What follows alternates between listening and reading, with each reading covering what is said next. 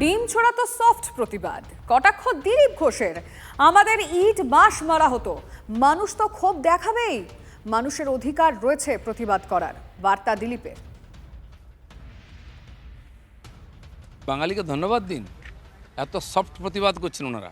আমাদেরকে তো ইট পাটকেল মারা হতো, গাড়ি ভাঙা হতো, বাঁশ মারা হতো। আমার গায়ে দাগ আছে, আমি কাউকে দেখাইনি আজ পর্যন্ত। বড় বড় পাথর মারা হয়েছে, গ্লাস ভেঙে আমার গায়ে লেগেছে।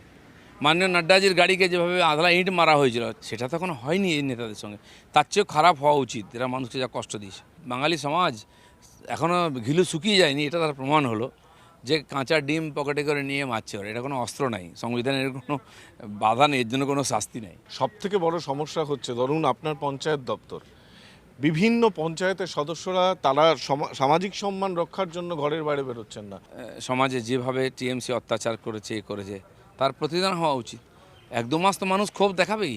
কারো বাড়িতে আগুন দিয়েছে কি? মানে আপনি আমরা 21-এ সমর্থন করছেন? 100 বার সমর্থন করছি। আমার কাছে এলো, আমি টিপটা টেস্ট করবো আমার হাতের টিপ ঠিক আছে কিনা। কি সুন্দর প্র্যাকটিস করে এসেছে। দেখুন, টাকে মারছে তো টাকে, নাকে মারছে তো নাকে, পেটে মারছে তো পেটে লাগছে। আমি তো ধন্যবাদ দেবো, অনেক পয়সা খরচা করে প্র্যাকটিস করেছে। কিন্তু আমার সমস্যা তা নয়। মিড ডে মিলেতে ডিম কমে যাচ্ছে, এটাই আমার চিন্তা। নেতারা আগে খেয়েছে, মিড ডে মিল খেয়েছে, এখন ডিম খাক। সভাপতি বারণ করছেন, কিন্তু কর্মীরা শুনছেন না। কি কন্ট্রোল নেই? কর্মীরা নয়, পাবলিক করছে। পাবলিকের হাত আমরা বাঁধতে পারি না, তার জন্য আপনি পুলিশ বলছেন আছে। public করছে? অবশ্যই পাবলিক করছে। সব জায়গায় বিজেপির লোক আছে নাকি? হ্যাঁ, বিজেপির লোকও তার মধ্যে আছে, কারণ বিজেপি যার ঘর ভেঙে দিয়েছে। আমাকে বলেছে যে আমার মা রান্না করছিল বাড়িতে, তখন ঢুকে গুন্ডারা বাড়ি ঘর ভেঙেছে, বাসনপত্র ভেঙে দিয়ে গেছে। সেই ভাঙা হাঁড়িতে ভাত বানিয়ে 5 বছর খাচ্ছি আমি। এটা আমি ভুলতে পারি না, বাকিরা ভুলতে পারে। দিলীপ ঘোষ এটা নিজের জীবন দিয়ে দেখেছে। সেই জন্য গান্ধীবাদী অনেকে হতে পারেন।